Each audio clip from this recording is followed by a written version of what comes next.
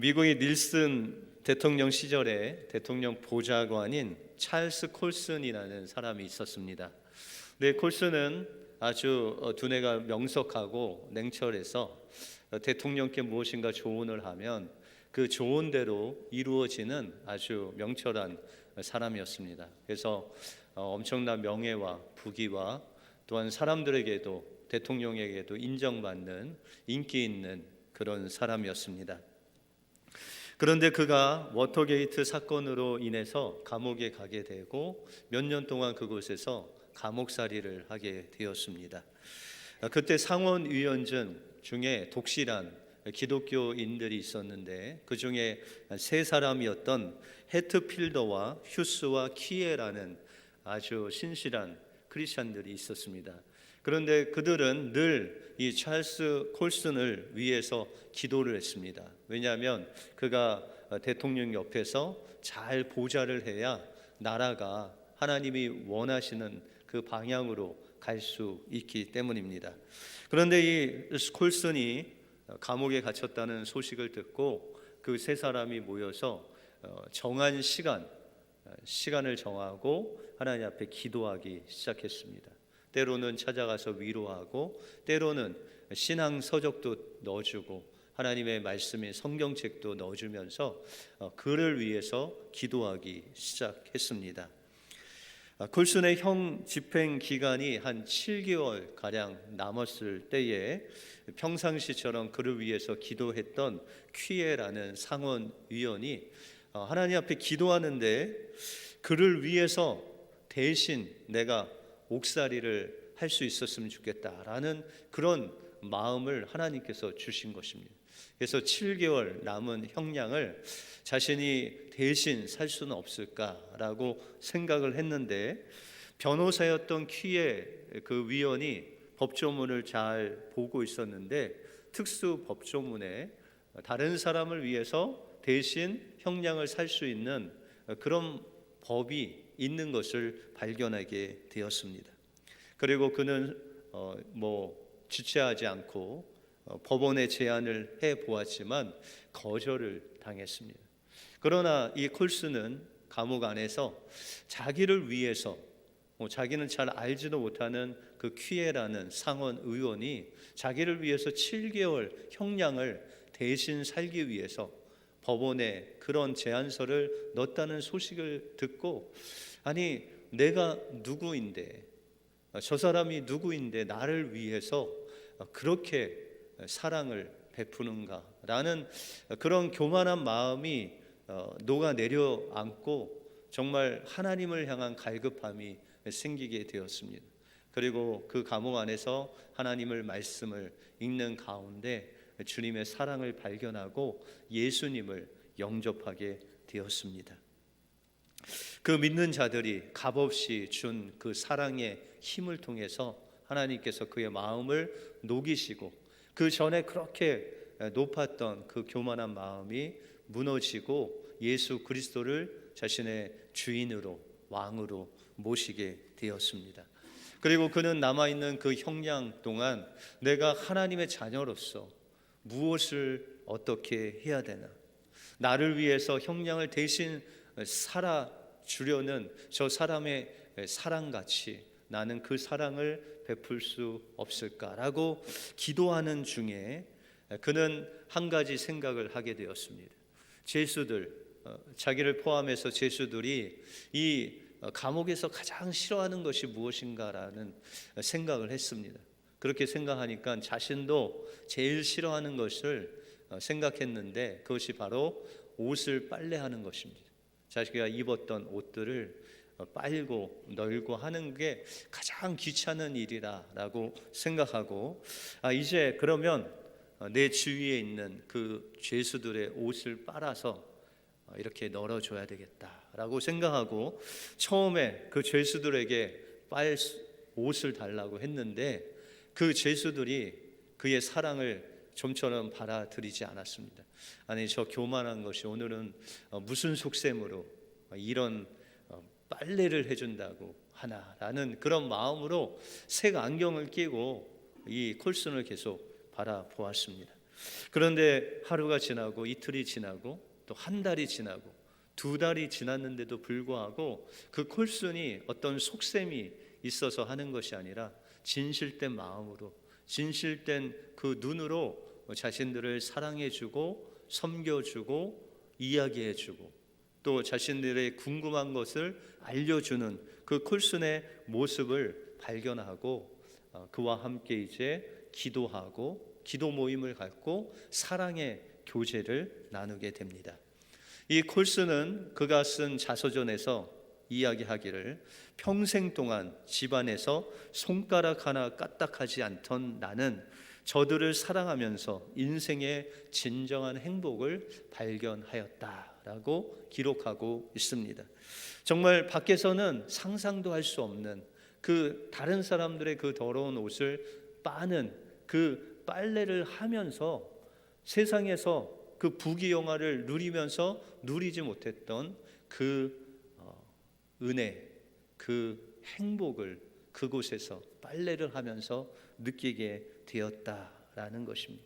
그래서 그는 하나님 앞에 기도할 때 이제 조금 있으면 내가 감옥에서 나가지만 하나님께서 주신 이 감옥 안에서 주신 은혜를 저 죄수들에게, 저 연약한 자들에게 베풀며 살아야 되겠다라고 생각하고 그는 감옥에서 나간 후에 교도소 선교회라는 것을 만들어서 그의 평생을 그 감옥에 있는 사람들 섬기고 또 복음을 전하는 일에 자신을 인생을 들였다라는 것입니다.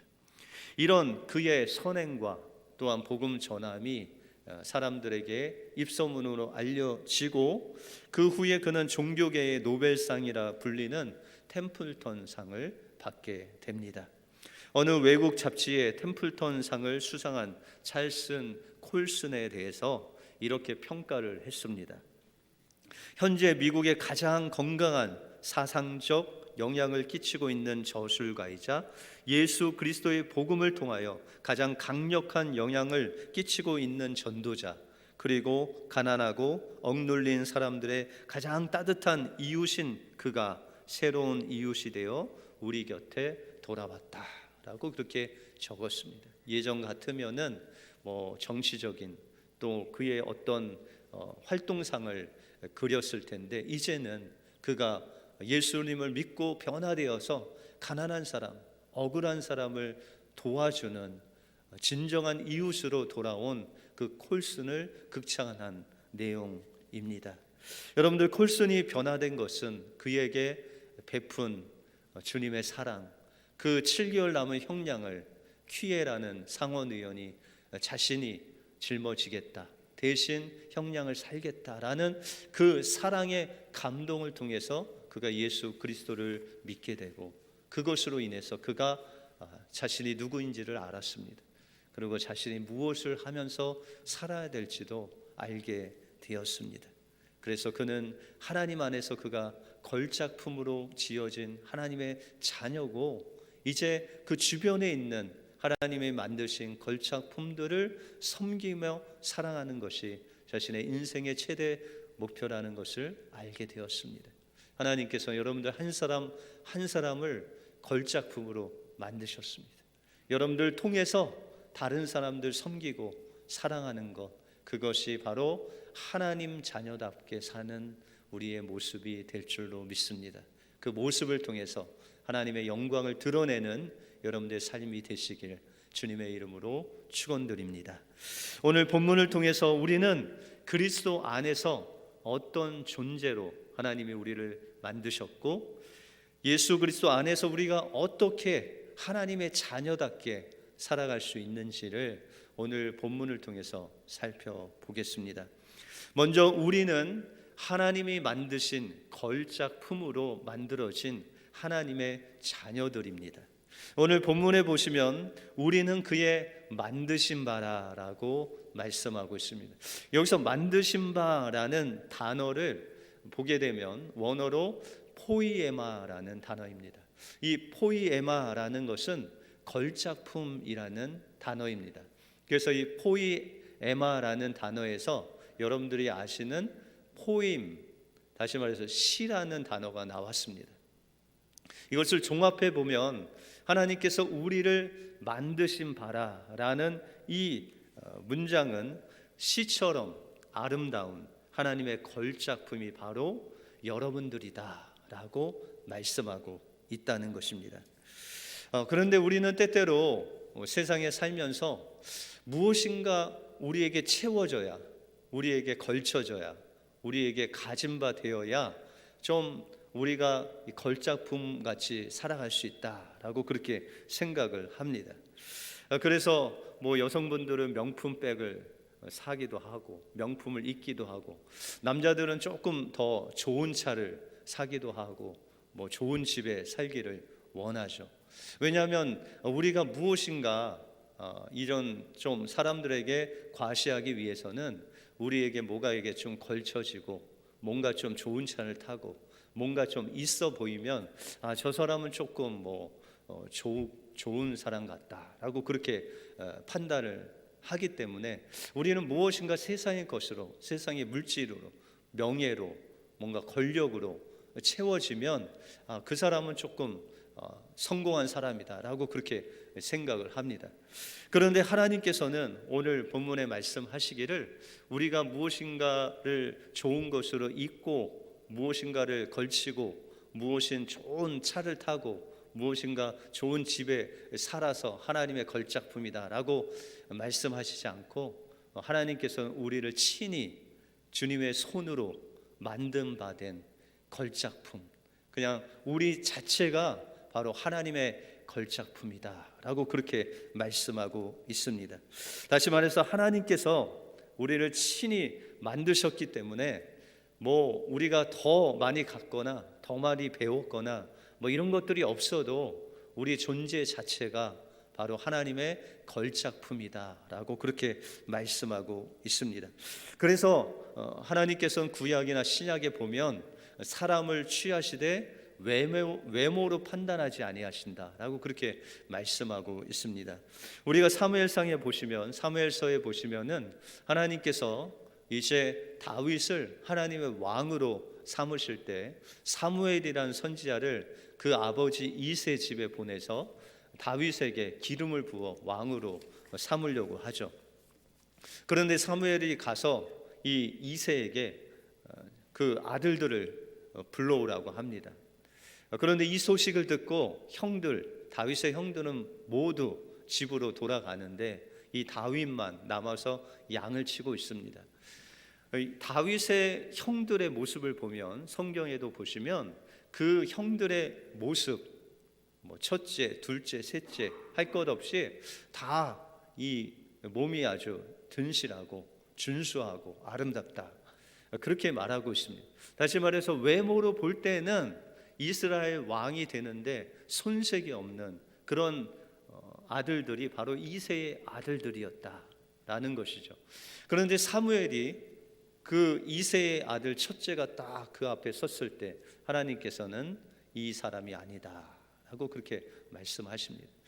두 번째 아들, 세 번째 아들, 네 번째 아들 계속해서 섰는데도 불구하고 하나님이 세우실, 그 기름 부어 세우실 종이 없다라고 그렇게 말씀하시죠. 그래서 사무엘이 이새에게 묻죠. 다른 아들이 없냐?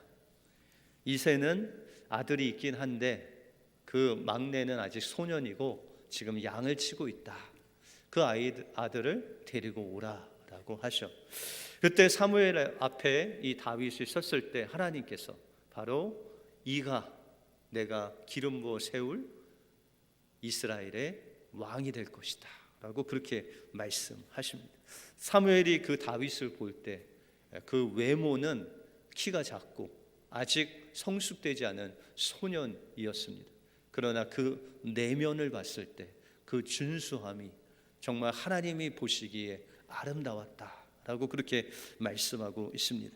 여러분들, 다윗의 무엇이 그렇게 하나님 보실 때 그 내면이 아름다웠을까요? 그는 끝까지 자신이 맡은 그 양을 돌보는 사람이었고, 그 밤중에 그 들짐승이 양에게 공격해 올 때 그 모든 그 어린 나이에도 불구하고 그 들짐승을 막으면서까지 양들을 보호한 그런 다윗이었습니다. 다윗이 어떤 힘과 능력이 있어서 잘 싸워서 그런 것이 아니라 이 다윗은 찬양의 사람이었죠. 하나님을 그 밤에 두렵고 힘들 때마다 하나님을 불러가면서 하나님이 나의 목자 된다고 고백하면서 찬양하고, 또한 어렵고 힘들 때마다 하나님을 의지하고 하나님을 부르고 하나님께서 능력을 주실 분이심을 신뢰하고 나갔던 그런 다윗의 모습을 우리가 볼 수 있습니다. 그렇게 하나님께 기도하고 하나님을 의지했을 때 하나님의 능력을 그가 하나님께 받고 그 능력을 사용할 수 있는 믿음의 사람이 되지 않습니까? 그래서 때로는 곰이 와도, 때로는 사자가 덤벼도 그 사자의 입에서 어린 양을 꺼낼 정도로 용감한 다윗이 됩니다. 그것이 바로 하나님을 신뢰하고 하나님을 의지하고 또 하나님의 능력을 자기의 능력으로 발휘할 수 있는 그 믿음의 사람으로 그가 서 있었다라는 것이죠.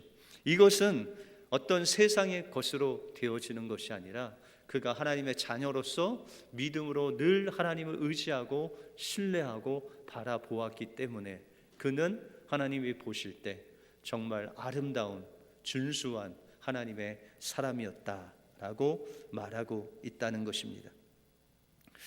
그래서 여러분들, 예수님도 이제 그 소년 시기를 거치면서 누가복음에 보시면 그 키와 지혜가 자라가셨다.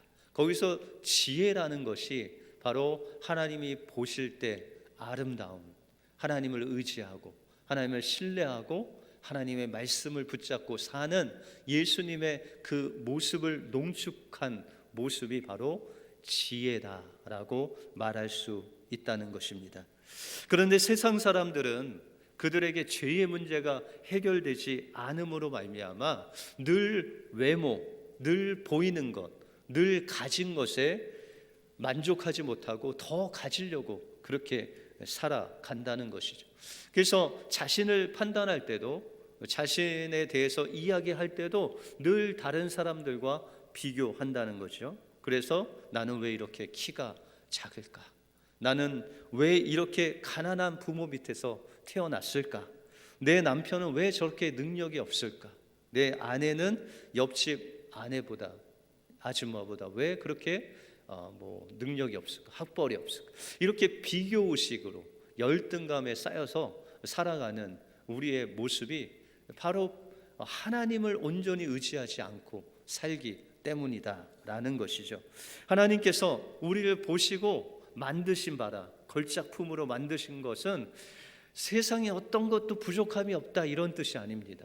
그러나 하나님께서 우리를 예수 그리스도 안에서 다시금 만드신 걸작품으로 만들으셨을 때 하나님께서 보시기에 심히 좋았는데, 그것은 이제 하나님의 자녀로서 하나님이 목적한 바로 살아갈 수 있게끔 하나님께서 우리를 완전하게 예수 그리스도 안에서 만드셨다라는 것입니다. 하나님의 목적에 부족함이 없도록 하나님께서 우리를 지으셨다. 그래서 우리는 세상의 사람들이 열등감, 약점, 비교의식 가지고 사는 것, 그와 반대로 우리는 이제 하나님을 의지하고 믿고 따라가는 그런 하나님의 제자의 삶, 자녀의 삶을 살아갈 때 우리는 하나님의 귀한 걸작품으로서 손색 없는 삶을 살 수 있다라고 말씀하고 있습니다. 그러므로 우리가 하나님께서 우리를 새로운 걸작품으로, 피조물로 만드신 것은 바로 타락한 우리를 예수 그리스도 안에서 새로운 피조물로 예수 그리스도를 말미암아 우리를 새롭게 만드셨다라는 것이죠. 그래서 고린도후서 5장 17절에 보시면 그런즉 누구든지 그리스도 안에 있으면 새로운 피조물이라, 이전 것이 지나갔으니 보라 새 것이 되었다라고 말씀하고 있습니다. 이제 우리는 예전에는 누구와 비교하고 열등감을 갖고 무엇인가 없어서 그렇게 비교하며 살았다면, 이제는 예수 안에서 거듭난 하나님의 자녀로 우리가 재창조된 하나님의 걸작품으로 만드신 바 됐기 때문에 이제 세상의 그 모든 것을 부러워 사는 것이 아니라 이제 나는 하나님의 자녀로서 자녀답게 살아갈 때 그것을 하나님이 기뻐하신다라는 것이죠. 그러면 우리가 어떻게 하나님의 자녀답게 살아갈 수 있느냐? 어떻게 하나님께서 자녀답게 살아가는 것이 무엇이냐라는 것이죠. 오늘 10절에 보시면 그리스도 예수 안에서 선한 일을 위하여 지으심을 받았다. 다시 말해서 우리가 하나님의 자녀답게 사는 그 삶이라는 것은 우리가 하나님 보시기에 선한 일을 하면서 살아갈 때 그가 하나님의 자녀답게 사는 것이다 라는 것이죠. 그러면은 여러분들 선한 일이라는 것이 무엇일까요? 여러분들 예수님께서 제자들에게 또 무리들을 향해서 구약의 시내산에서 준 율법과 같이 이 신약 시대 때는 마태복음 5장부터 7장에 이르기까지 새 계명을 주셨는데 그것이 바로 산상수훈이라는 주님의 그 율법을 재해석하신 말씀입니다. 여러분들이 잘 아시는 팔복이라는 것도 있고 여러 가지 말씀이 그 안에 주옥과 같은 말씀이 있죠.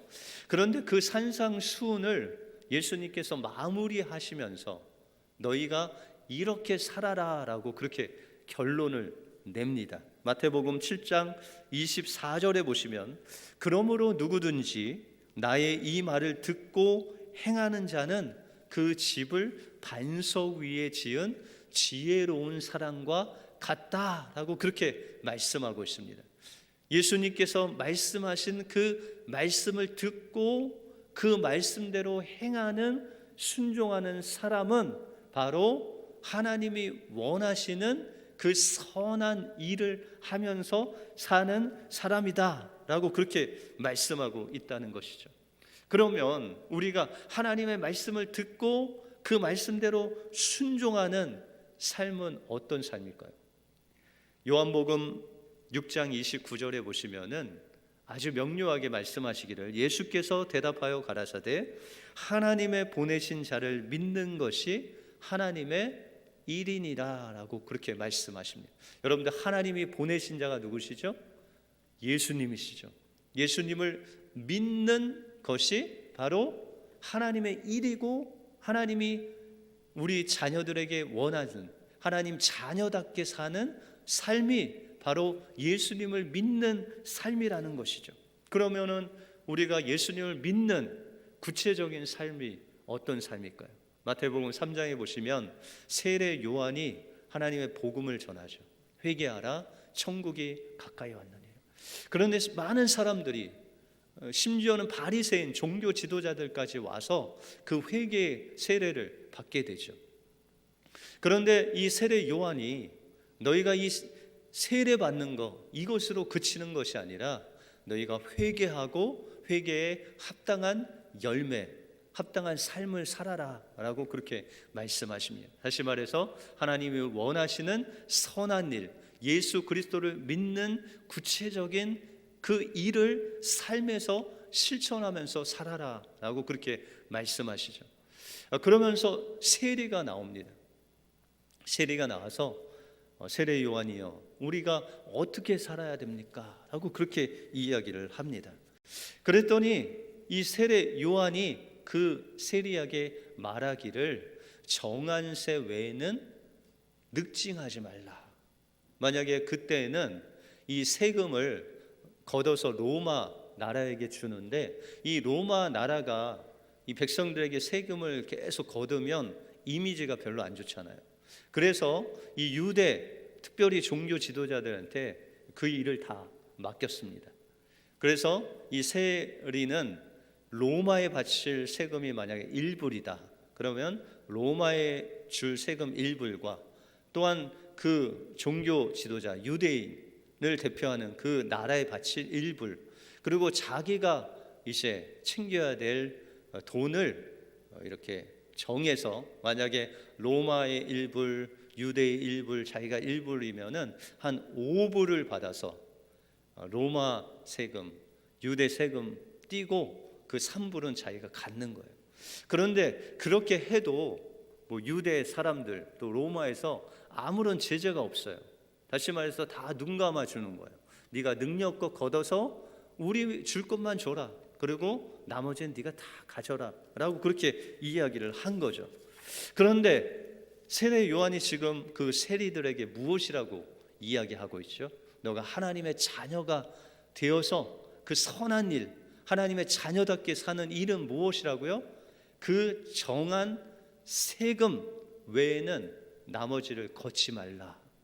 그러면은 자기에게 돌아오는 그 몫이 있어요, 없어요? 없는 거죠. 그냥 나라에서 주는 것 외에는 자기가 더 능력껏 걷어서 가질 수 있는 그것을 갖지 못하는 거예요. 그러면 손해가 얼마나 많겠어요. 부자가 될 수 있는데 부자가 되지 못하죠. 그런데 하나님께서는 그것을 원하신다는 거예요. 다시 말해서 그 세리가 꼭 걷어야 할 세금 외에 더 걷는 것을 걷지 않고 그가 하나님 앞에서 정직하게 그 세금만 걷는 삶을 사는 거예요. 그러면 그 주위의 사람들이 뭐라 그럴까요? 야, 너 바보냐? 너 그냥 그 걷어서 해도 누가 뭘 할 사람이 없는데 왜 너는 그렇게 딱 정해진 세금만 걷냐? 라고 그렇게 이야기를 하겠죠. 여러분들 베드로전서 3장에 보시면요, 크리스찬들이 살아가는 것을 보고 사람들이 그를 칭찬합니다. 초대교회 사람들은 저 사람들은 자기의 재산을 팔아서 사람들에게 나눠주고 또 이웃을 사랑해서 과부들을 돌보고 이런 것을 보면서 사람들이 이 믿는 사람들을 칭찬했어요. 그와 마찬가지로 이제 세리가 예수님을 믿고 크리스찬이 되면 이 세금을 딱 정한 것 외에는 받지 않고 또한 주지도 않으니까 그 사람들이 묻겠죠. 야, 너 왜 이렇게 너답지 않게 이렇게 정직하게 살려고 하냐? 그러면은 뭐라고 할까요? 베드로 전서에는 이 소망의 이유를 묻는 자들에게 말할 것을 준비하라 라고 그렇게 말씀하고 있어요. 여러분들에게 사람들이 주변에 야, 너 예전에 너 모습이 아닌 것 같아. 왜 이렇게 정직하게 살아? 너 뭐 그렇게 주일날 맨날 그렇게 놀고 먹고 마시고 했는데 너 왜 이렇게 요새 경건해졌냐? 그러면서 이렇게 이유를 묻을 사람들이 생긴다는 거예요. 그 사람들에게 무엇을 대답할지. 야, 나 이제 예수 믿고 그렇게 안 살기로 했어. 나 예수 믿고 이제 정직하게 살기로 했다. 나 예전에 삶 이제 다 정리하고 이제 예수님 앞에서 내가 정직하게 살 거야. 여러분들 이 삶이 바로 하나님 자녀답게 사는 삶이라는 거예요. 여러분들 이 삶이 쉬울까요? 어려울까요? 네, 그렇게 쉽지가 않아요. 그냥 하나님의 자녀답게 내가 그 자리에서 그냥 원칙대로 사는 그 자체가 어려운 시대에 우리가 살고 있다는 것이죠. 야, 사람들이 왜 너 그렇게 손해보냐?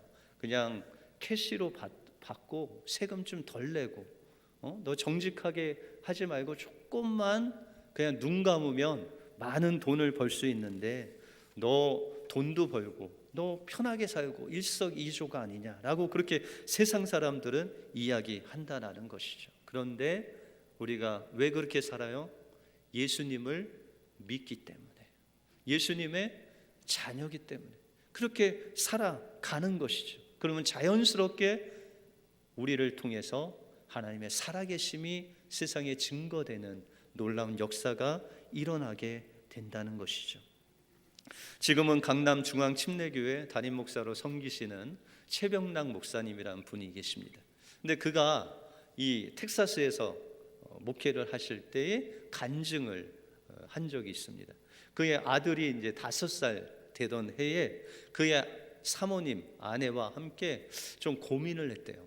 원래 이 아들이 처음에 낳고 너무 하나님께 감사해서 아들 주셔서 감사합니다 했는데 이 날이 가면 갈수록 애가 너무 활발해서 그냥 그 눈빛만 조금만 벗어나면 아이가 그냥 장난을 치고 말썽을 부리고 그냥 어디 신방 가서 부끄러워서 애를 데리고 신방을 갈 수 없을 정도로 그렇게 난리를 치는 아이를 보면서 그 아내와 같이 처음에는 그렇게 아들 주셔서 감사했는데 그 감사한 마음이 막 없어지고 저 아이가 빨리 커서 우리 그냥 둘이 편하게 목회했으면 좋겠다 이런 마음까지 들 정도로 그렇게 그 아이를 보고 속상해 했다는 것이죠. 그런데 어느 날 그 아이를 데리고 신방을 갔는데 아주 그 집이 텍사스에서 아주 큰 집이었답니다. 거실도 몇 개가 되고 위에 방도 여러 개고 그래서 1층에서는 그 성도님들 신방 온 구역 식구들과 함께 이제 예배를 드리고 2층에서는 아이들이 큰 방에서 큰 화면을 놓고 그냥 게임을 하는 거예요. 그랬는데 이제 예배를 다 드리고 좀 담소를 나누는데 2층에서 그냥 쾅 하는 소리가 들리면서 그냥 연기가 막 자욱해지는 거예요. 그래서 놀래서 올라가 봤더니 그 아이들이 큰 텔레비전 앞에서 그냥 그 장난감 총인데도 진짜 총같이 큰 그 총을 가지고 막 이렇게 총싸움을 한 거예요. 그래서 막 그 텔레비에서 총을 쏘면 막 총이 나가고 그런데 마침 그 집은 그 아이들이 다 대학 가고 직장 가고 가정을 가져서 그냥 사슴 잡을 때 쓰는 그 장총 그게 다 이렇게 장전된 총을 그 게임이 있는 그 방에 놔뒀대요. 근데 그 게임하는 그 큰 장총과 그 진짜 총하고 구별할 수 없을 정도로 그런 총을 거기 있길래 같이 신방 온 4살짜리 아이가 그 장총을 가지고 그 목사님 5살 난 아들을 향해서 너 꼼짝마 움직이면 쏜다라고 그렇게 이야기를 한 거죠. 근데 이 장난기 어린 목사님 아들이 하나도 겁 안 내고 쏘보려면 쏴라 쏴 막 이랬대요. 그러니까 4살짜리 아이도 뭐 그것에 연연하지 않고 그냥 쏴버린 거죠. 근데 거기에는 정말 산탄총이었는데 한 번 쏘면 총알이 20발이 날아가는 그런 총이었대요. 근데 이 4살짜리가 그걸 쏘자마자 그냥 펑 소리가 나는데 아이가 너무 어리니까 그 총이 이렇게 뒤로 그냥 넘어가면서 그 5살 난 아이에게 초점을 맞췄는데 그게 이제 비껴 나가면서 총알이 이제 자기 그 5살 난 목사님 아들 옆으로 지나가면서 벽을 뚫고 그 다른 방에 20개 총알이 다 막혔대요. 그래서 4살 난 아이는 그냥 총 쏘고 나서 주저앉고 그 5살 난 목사님 아들은 그냥 벌벌 떨면서 아빠가 올라오니까 아빠 나 죽을 뻔했어 라고 하면서 그냥 덜덜 떨더래요. 그래서 차를 타고 집으로 오는 중에 그 목사님 마음이 이것은 하나님의 은혜 아니면 내 아들이 살 수 없었다는 거예요. 그 총이 한 번에 나가면 20발 나가는 그 총을 쐈는데 정말 하나도 다치지 않고 이렇게 살아 있다는 것이 기적이다 라고 그렇게 생각하고 집에 도착하자마자 그 아들을 껴안고 영광아 살아서 고맙다 그렇게 그때까지만 해도 이 아들이 미워 죽겠었어요. 그렇게 장난치고 그냥 그렇게 말썽을 부렸는데도 불구하고 이제 살아있는 것 자체가 너무 감사한 거예요. 그래서 그날 그 사모님이 은행에 저축해 놓은 그 전 재산을 다 뽑아갖고 100불짜리를 다 해서 이제 헌금 봉투에 넣고 그곳에 이렇게 썼대요. 하나님, 하영이와 영광이가 살아있는 것만으로 감사합니다. 그것으로 충분합니다 라고 하면서 자기의 전 재산을 하나님 앞에 감사헌금으로 드렸대요. 여러분들, 하나님께서 우리를 향해서 주신 그 은혜가요 얼마나 큰지 모릅니다. 하나님께서 우리에게 주신 그 은혜는 그 십자가 하나로 그냥 만족하는 거예요.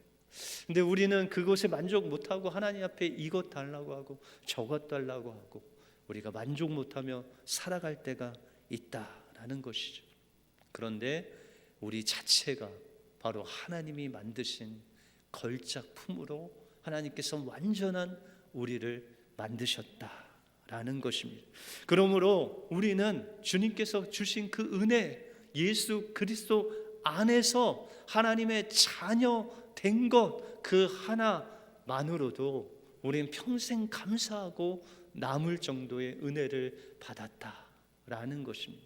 그러므로 우리가 이제 하나님의 자녀로서 살아가야 할 모습은 바로 하나님의 자녀답게 예수 그리스도를 믿는 자들로서 우리가 가정에 있든지 직장에 있든지 어디에 있든지 하나님 앞에서 우리에게 주어진 것에 정직하고 우리에게 주어진 것에 만족하면서 그 일을 정직하게 해 나갈 때 바로 그것이 하나님을 향한 자녀답게 사는 삶이고 선한 일을 행하는 자녀의 모습이다. 때로는 힘들 수 있습니다. 우리에게 육신의 습관이 있어서 세상 사람들의 유혹이 있어서 그럼에도 불구하고 우리가 그 선한 일 하나님의 자녀답게 정직하게 하나님 앞에서 하나님을 의지하고 하나님만 바라보며 살아갈 때 여러분들 통해서 세상에 하나님을 빛과 소금의 역할을 감당할 줄 믿습니다. 우리가 걸작품임을 다시 한번 기억하고 하나님의 자녀답게 정직하게 하나님 앞에 믿음의 사람으로 세상에 살아가심으로 하나님께 영광 돌리는 하나님의 자녀답게 사시는 여러분들의 삶이 되시길 주님의 이름으로 축원드립니다. 기도하겠습니다.